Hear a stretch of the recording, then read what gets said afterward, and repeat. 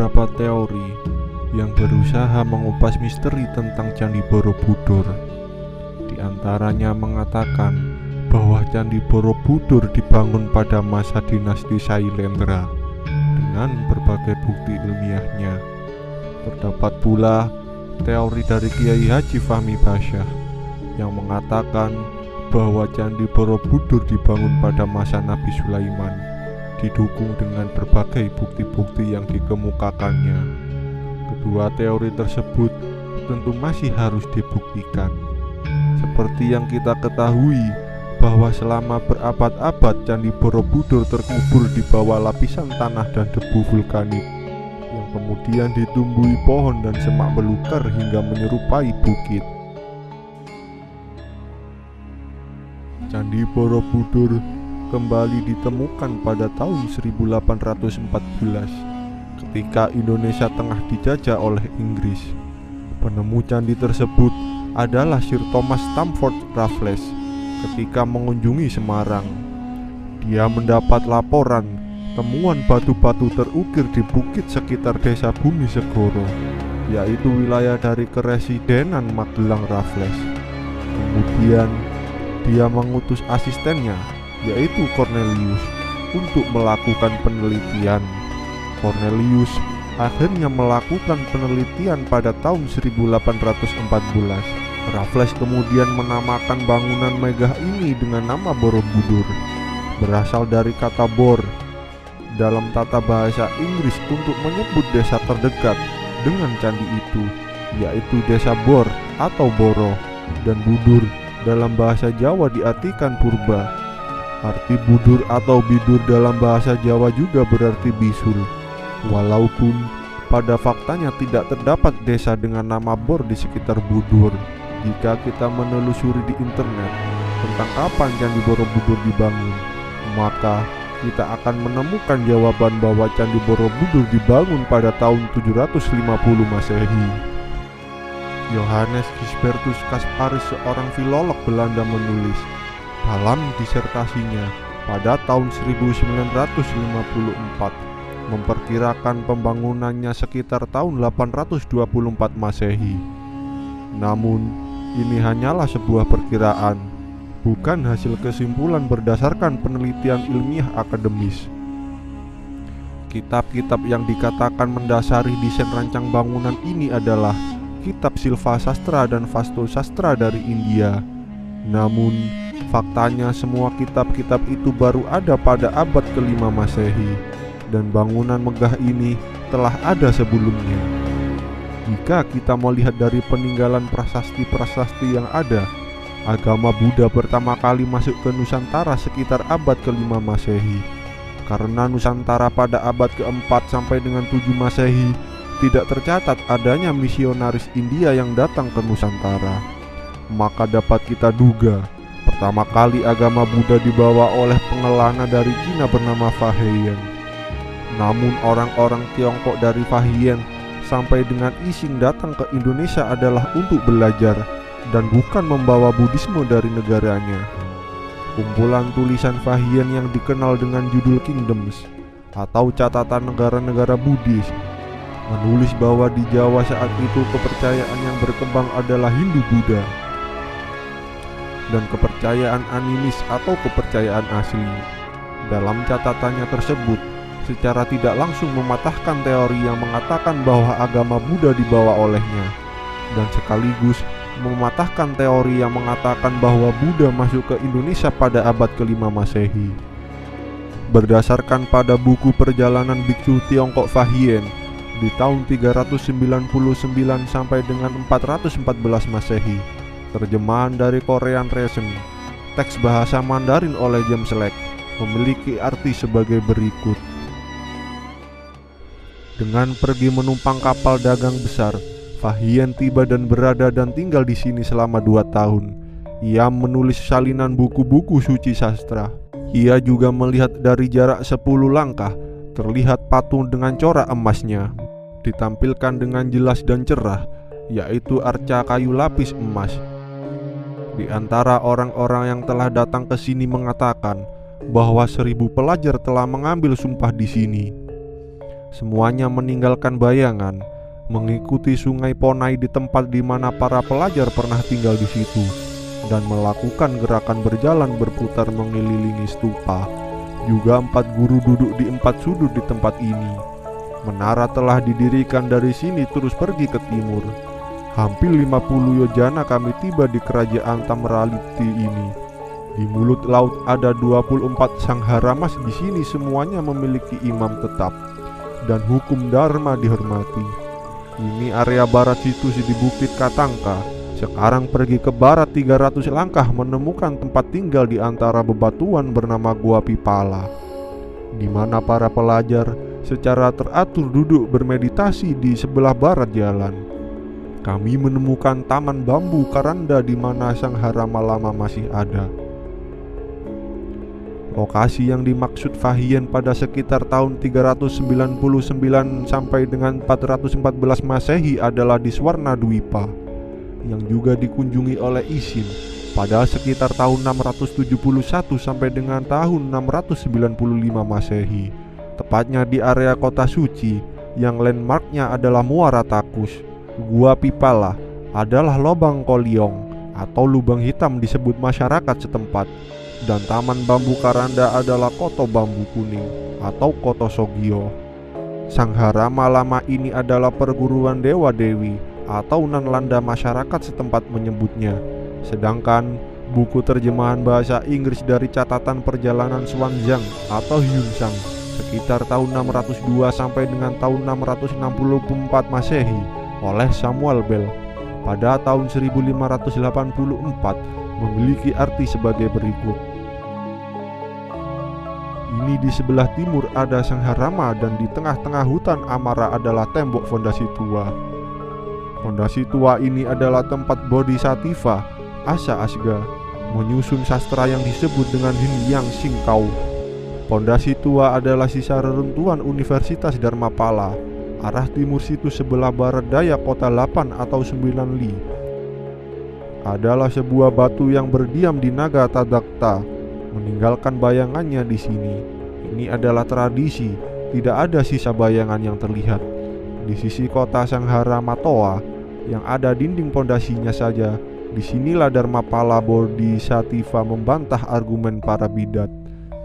Di sampingnya ada serupa yang dibangun oleh raja sekitar 200 kaki tingginya. Ada stupa para murid yang menderita penyakit. Dengan berdoa di sini, kebanyakan disembuhkan.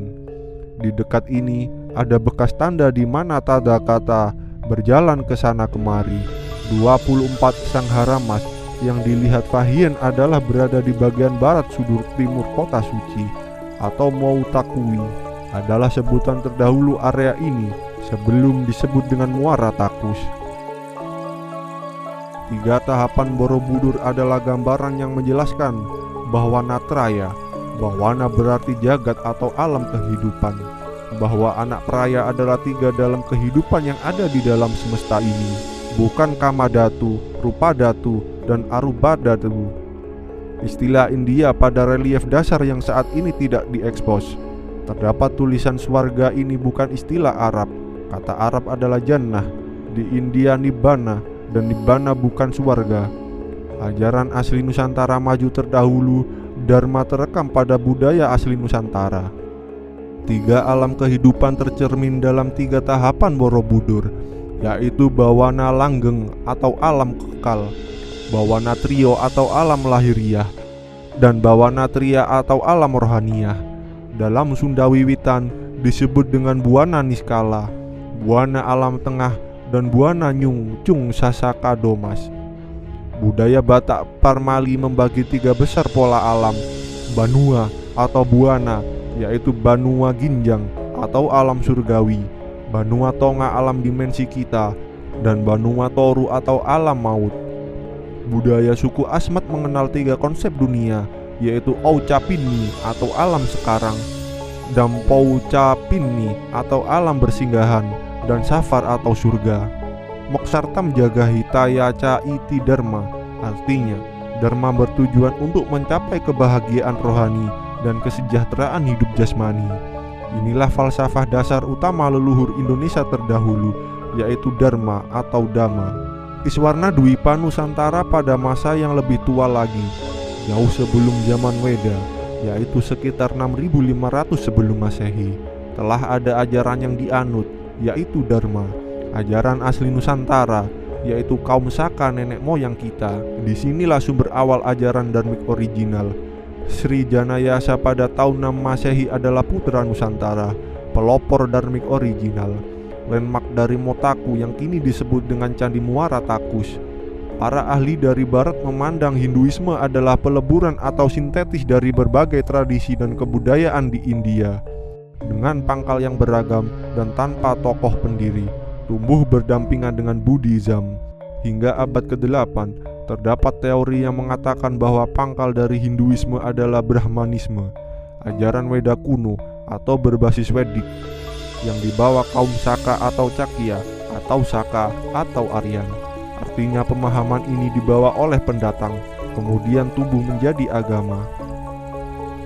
Oleh bangsa asli India bernama Dravida, asal-usul agama di India dimulai masuknya bangsa Arya atau Cakya atau Saka, yang membawa perubahan yang sangat besar dalam tata kehidupan masyarakat India sejak tahun 312 sebelum Masehi sampai dengan 1300 sebelum Masehi. Dapat kita katakan bahwa orang-orang Nusantara bukanlah orang-orang yang membawa agama Hindu-Buddha ke India, tetapi orang-orang Nusantara adalah orang-orang yang mendasari lahirnya Hindu-Buddha dan Jaina di India. Maka dari itu, Arya bukanlah penghuni pertama di India. Ini karena peradaban Harappa, Dravida telah ada jauh sebelum kedatangan bangsa Arya. Ini membuktikan bahwa bangsa Arya atau budaya Weda bukanlah sumber tunggal awal peradaban di India, melainkan berasal dari tempat lain. Bangsa Arya kemudian melakukan integrasi kebudayaan dengan bangsa asli India, Dravida, dan selanjutnya integrasi ini melahirkan 3 agama India. Bangsa Arya setelahnya mulai menulis kitab-kitab suci Weda. Kitab suci ini dituliskan dalam 4 bagian seperti Rigveda, Samaveda, Yajurveda, dan Atharmaveda. Pendatang inilah yang diduga adalah orang-orang yang berasal dari Nusantara, nenek moyang leluhur kita, yaitu kaum Saka atau Cakya atau Saka atau Aryan. Literasi kata ini terekam sempurna di Borobudur dengan kata Mahecakya seperti yang pernah kita bahas sebelumnya. Hal ini disebabkan karena Cina dan India bukanlah orang-orang yang terbiasa dengan lautan.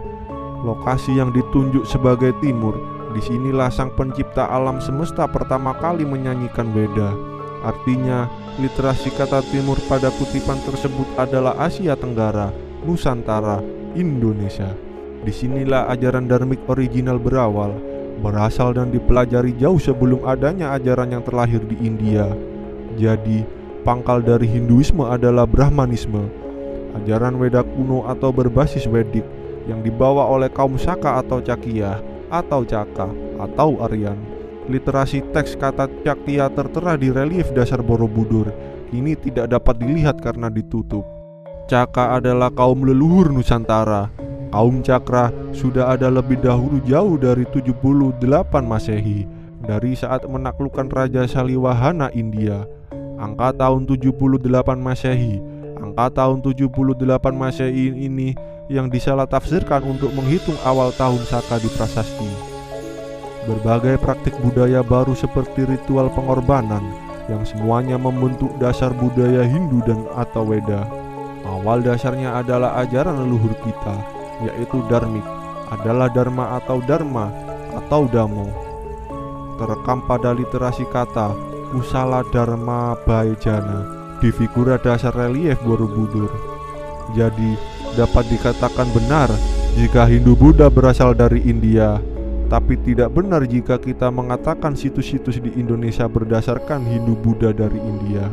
Ajaran asli Nusantara yaitu dharmik atau dharma di masa terdahulu dipelajari di Iswarna Dwipa, tergambar lengkap di Borobudur, tersimpan sempurna pada budaya Bali. Di situs-situs Borobudurlah ajaran yang mendasari lahirnya Hindu, Buddha, dan Cina yang dibawa oleh kaum Caka atau Saka atau Cakya atau Arya.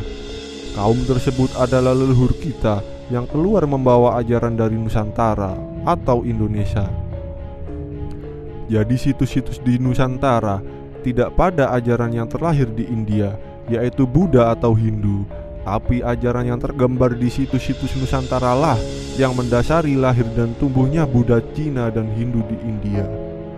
Itulah sekelumit kisah tentang Nusantara adalah bangsa yang melahirkan landasan Hindu dan Buddha di India. Walaupun teori yang kita bahas ini belum tentu benar adanya, tapi setidaknya kita sedikit bisa menggali tentang sejarah nenek moyang kita. Tulis tanggapan kalian di kolom komentar. Jangan lupa subscribe, like, dan bagikan video ini. Semoga bermanfaat dan nantikan video terbaru selanjutnya hanya di Venus Trawulan.